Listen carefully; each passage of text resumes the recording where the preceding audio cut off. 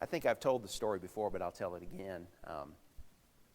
I have a memory of when our family lived in California, us getting in the panel truck to go get a Shakey's Pizza. And my dad was driving, and my mom was sitting on the passenger side at the window. And my little sister, Tara, and I were on the bench seat between the two of them. Dad had been laid off. He worked at the shipyard, and they laid him off. And we'd just been eating what was in the cupboard, and my folks decided that we were going to splurge that night and go get the pizza. And so we did. And on our way back, we were singing in the car a little jingle that I can't remember that they would play at the movie theater. They would show this scene of everybody outside playing in the park, and all of a sudden it would speed up and everybody would run out of the scene, and the swings would be empty and the sandbox, and nobody was there anymore. And this voiceover would come on, and the fellow would say, hey, where's everybody going? It's pizza time. And then they'd switch to the concession stand, and they'd show people, they'd show the guys making the pizza, and they'd be throwing the dough up in the air, and they'd be spreading mushy, rummy sauce, he used to say, on the dough, putting in the pepperoni and cheese and all that sort of thing. And then there was a jingle that they did, and we were singing that as we were on our way back from Shakey's Pizza. Mom was holding the box, and we had the windows rolled down. This is Southern California, and we were enjoying the pleasant night. Dad made the turn into the driveway a little quick, and the pizza box went out the window, top side down, box lid open, and it was ruined. There was grass in it, and there was dirt in it, and there was gravel in it, and so we scraped the thing off the driveway, and we went inside and we ate it anyway. That was a time when not everything was easy on my folks. They were stressed about Dad's job, and they were stressed about what our future would be, and yet my sister and I didn't know that. We didn't know that what the finances looked like. It ended up being the best thing that ever happened to my family, because we left California, we moved to Tennessee, and my folks learned the gospel. And if it weren't for Dad losing his job and all the things that happened there, then that might not have happened. But for us as a family, it was a time when we were all together. It was a time where everybody knew where they belonged, and Dad was in the driver's seat, and Mom was right next to him, and my sister and I were in between, and things were secure. And so it's a story that means a lot to my family because of those things that it represents. I like my place with you, and I like our place together. I like the things that we share in together. I like how God puts people together. I like how He blesses us with our physical family. I like how He blesses us with His family and what that means to us. And the things that He is doing with us, the ways that He's growing us, I praise Him today for all of the abundant gifts that He's giving us together as a people. And I hope you do too. I want to invite you to Jeremiah chapter 10, if you'll open there, please. Jeremiah chapter 10. And I want to read a text that might seem a little anachronistic. I mean, it might seem kind of out of time and out of place, that it's a problem that's an old problem and maybe not a problem that's a contemporary one. But I hope we'll see together that it's an old problem and it's a current problem. In Jeremiah chapter 10, Jeremiah was addressing in the nation of Israel the problem of idolatry.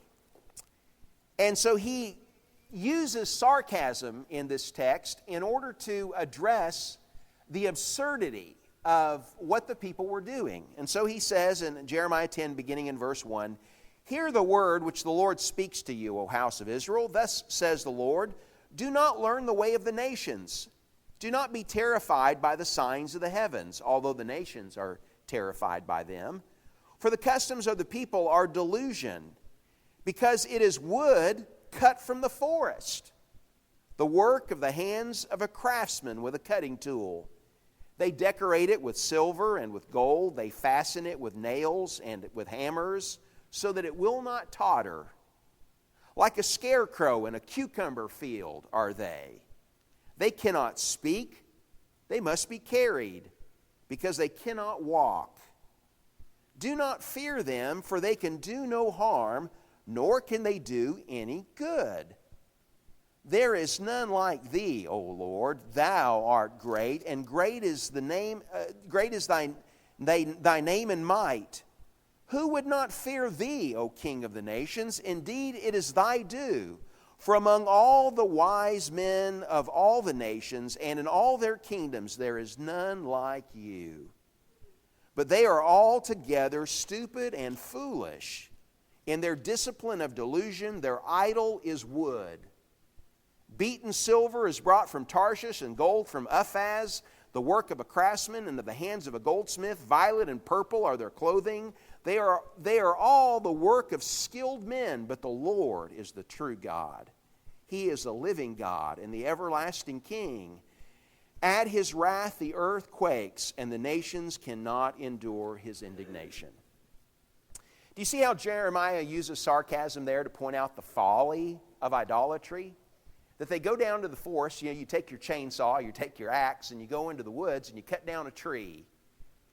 And then you carve the face of that tree so that it has arms and it has legs and it has some kind of visage that you imagine.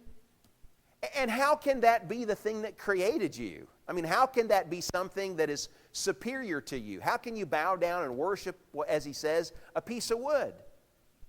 And they have to carry it on their back because this God that they worship can't walk. And they decorate it to look fine, and they put gold on it, and they put silver on it, and they decorate it with purple, and they do all of these things where they adorn it with precious things in order to make it even more esteemed. But it can't talk, it can't do any bad, and it can't do any good. It can't do anything at all because it's not a he. It's not a him. It's an it. It's a thing. It's not a God. And yet they fear it and they worship it. They raise it up as their God. And Jeremiah is saying, don't learn the ways of the nations around you, because we serve the living God. We serve the God who carries us. We don't carry him. We serve the God who speaks to us. We serve the God who rules us. And our God is like no other. Isn't it a marvel that man would ever worship a tree? That man would ever fall down and worship the sun even? Any object of nature. And yet it's astounding how often men have been deceived by idolatry. Has that stopped? It really hasn't, has it? And there are so many subtle ways in which we can adore, we can set our affections, we can allow to rule in our life things below rather than the God above. Think how many wise men fell prey to idolatry. Even a man like Solomon. And in the New Testament, there are frequent warnings given about the perils of idolatry even under the New Covenant. 1 Corinthians 10, verse 14. Paul writes, "Therefore, my beloved brethren, flee from idolatry." 1 John 5:21. "Little children, guard yourself from idols." Galatians 5, verse 20. Idolatry is enumerated there as one of the works of the flesh. Matthew 6 and verse 24. Jesus in the Sermon on the Mount says, you cannot serve God and mammon. And so he's warning us about how riches can be something that we elevate to a position that only God should occupy. In Colossians 3 and verse 5, Paul writes there, "Therefore consider the members of your earthly body as dead to immorality, impurity, passion, evil desire, and greed," he says, or covetousness, which amounts, he says, to idolatry. You see, it's not the ownership of things that makes you covetous, but it's the preoccupation with what you have or what you don't have that is the sin of covetousness. Do you see that? You don't even have to own it to be guilty of the sin of covetousness. It's just the fact that you're preoccupied with it. Whether it's in your possession or it's not in your possession, it's the preoccupation and it's the affection that you show toward it that becomes the sin he describes there as one of idolatry. Look with me, if you would, at Luke chapter 14 and verse 16 rather, in that context. Luke chapter 14 and verse 16. And I just want us to think for a little bit about this text that's really Jesus is addressing here some of the excuses that we make for our service. But I want to use this as kind of a jumping off place for talking about some potential idols that we can serve in our contemporary culture. Luke chapter 14 and verse 16, Jesus says the following. He said to him, a certain man was giving a big dinner, and he invited many. And at the dinner hour he sent his slave to say to those who had been invited, come, for everything is ready now. But they all alike began to make excuses. And I just want us to see the things that they put above the opportunity to dine with this important personage who's representative of God here. He says they all began to make excuses. The first one said to him, I've bought a piece of land and I need to go out and look at it. Please consider me excused. And another one said, I have bought 5 yoke of oxen and I'm going to try them out. Please consider me excused. And another one said, I've married a wife and for this reason I cannot come. And the slave came back and reported this to his master.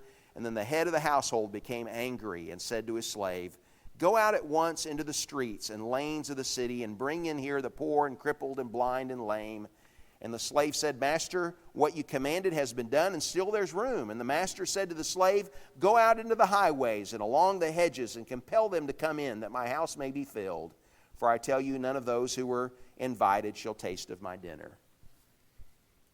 Do you see that there's a choice that's being made that is behind the excuses, behind this dismissal of the invitation to come and to dine in the householder's residence?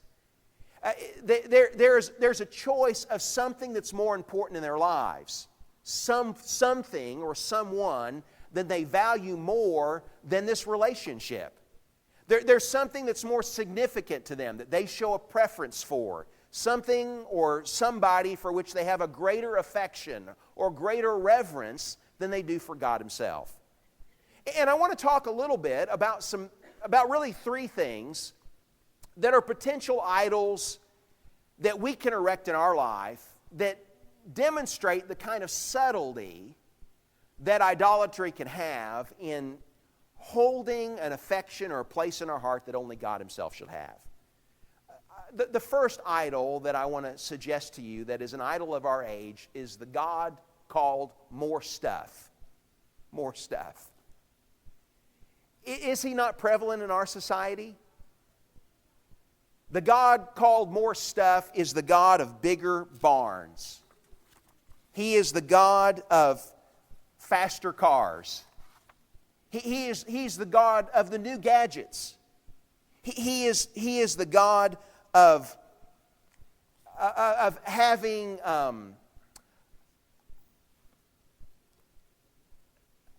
of filling our life just with more trinkets, with things that bedazzle our heart, with things that give us significance, that give us a feeling of importance, and the demonstration that such a God has a place that only God should occupy is a length to which we will go in order to put ourselves in bondage to such a God. Here's what I mean. We will go into all kinds of debt for things. We will work in order so that we can have more things, not just have more things, but just so that we can make the minimum payment on the things that we have. And we'll enslave ourselves to stuff so that it creates more anxiety in our life, so that it so that it has so that it occupies our time and our interest. Alcoholism has been the bane of my family. It has taken years away from my dad. It took his dad's life. It was the bane of my mom's, both her parents. But my dad's undoing started not with a drink in our home. It started with stuff. Dad was promoted from working with the tools. He was a welder, and he was promoted from working with tools to being the production manager in the plant. And I remember as a kid the conversations that we had about that, about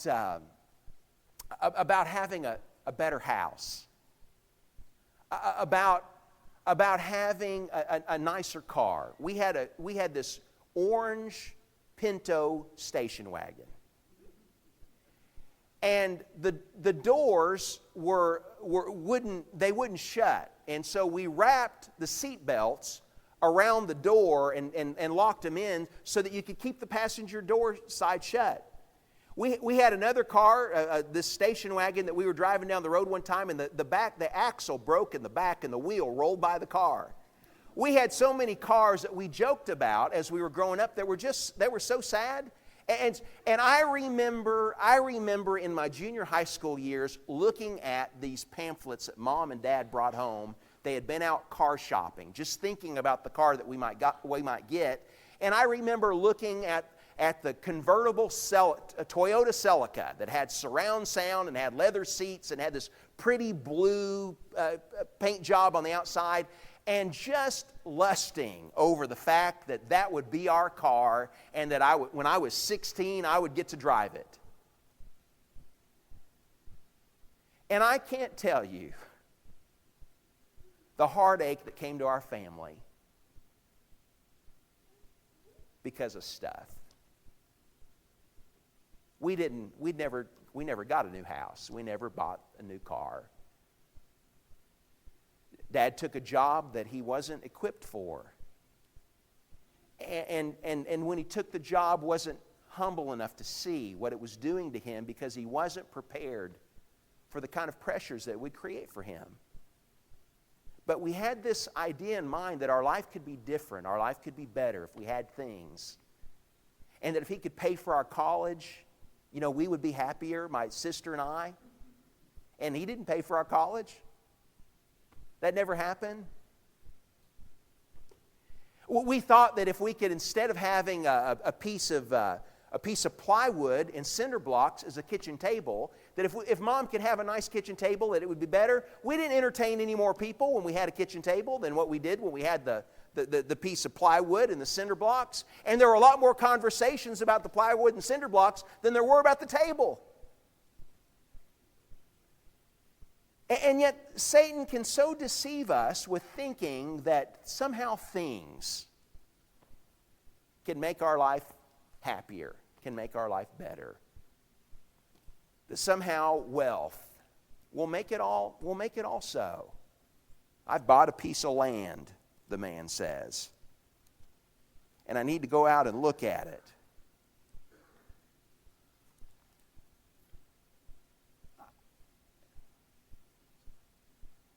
Stuff. It's just an idol. And don't let preoccupation with stuff and with having stuff allow you to be enslaved to stuff and not see that what we need far more than that is a relationship with God. We need to be surrendered to Him, not to our things. A second idol that I want to suggest to you that we're at risk of serving is the God my hobby. The God my hobby. The way we use our leisure time can become a god to us.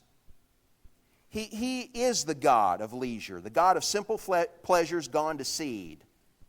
The vestiges of His worship are all the things that we do for our hobbies. It can be our wood shop. It can be our deer lease. It can be the golf course. It can be the bass boat. It can be the gun collection. It can be the bicycle. It can be the motorcycle. It can be, there are so many things that are not wrong in and of themselves. Please don't take me to mean that I'm saying here that it's not appropriate to have leisure time activities. But leisure time activities and just the concept of leisure time can become something that becomes for us an object of self-worship that takes the place of God. A group of us were going to go fishing when we lived down in Houston out on the Gulf of Mexico. And I hadn't been fishing for red snapper before, and I was looking forward to it. So one Saturday morning, we got up at like 2 in the morning to go down to Freeport. And we'd packed our sack lunches, and we had an ice chest that we were going to bring home our catch in. And we were all taking Dramamine on the way down there because we didn't want to get sick when we got on the boat. And then after taking it, we're all kind of, trying to keep your eyes awake while you're driving because it makes you drowsy. And so we drive down to Freeport, and we had already heard the weather forecast for the day, that they were predicting 6-foot seas. Well, if there were 6-foot seas, we weren't going to go fishing. But you know what? We all went anyway because we just knew that when we got there, it wasn't going to be 6-foot seas. We were going to be able to go. And so we drove down there together, and we got down to Freeport, and sure enough, even there at the boat dock, you could just, the boats were just rising and falling because of the winds and the waves that day. But we sat there, still drowsy from our Dramamine, and just looked at the water as if somehow by standing there we could will it to stop and we could go fishing that day. Well, it didn't happen. So we got back the captain said we ain't going, and we got back in the truck and we made our way back to Houston. But if you had asked any one of those fellas if they wanted to go the next weekend, they all would have been in the truck and on the way down there again. Now, we will go to great risk. We will drive great distances. We will go to great expense for things that we love to do, for things that are fun. And the question that ought to raise in my heart or in my mind is, what sacrifice do I make for God? I mean, what time do I allocate? What sleep do I give up for His things? What will I go to lengths to plan for and to anticipate that is something for Him? When I make such sacrifices for things that are all just in the name of fun. I have a yoke of oxen, and I need to go try them out. It's more important. I don't have time to come to your supper, but I've got something I really want to do today. And so my hobby can become an idol in my heart and in my house. One final idol that I want us to consider today is the God that I want to call I'm busy. The God I'm busy. He is the God of the jet set. He is the God of people who are preoccupied with their own schedules. There is a seeming nobility in busyness. It's astounding to me how we can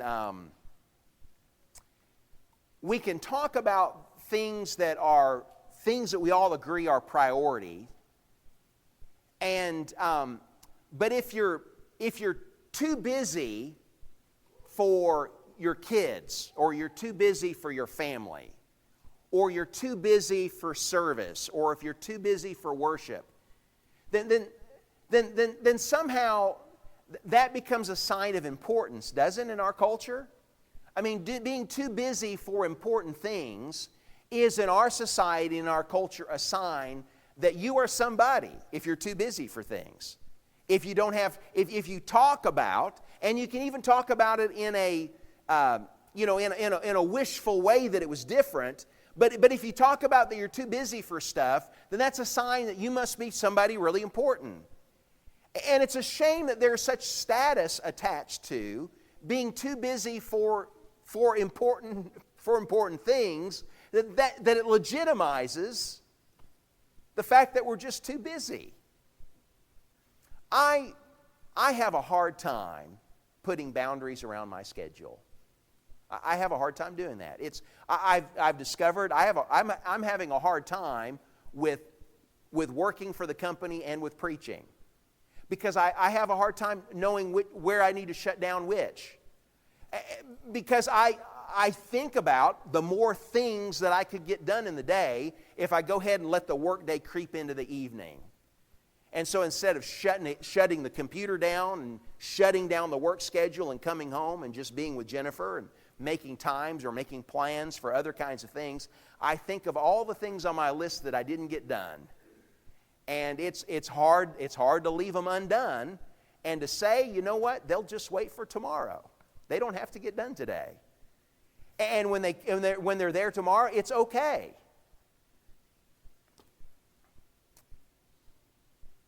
We can mistake productivity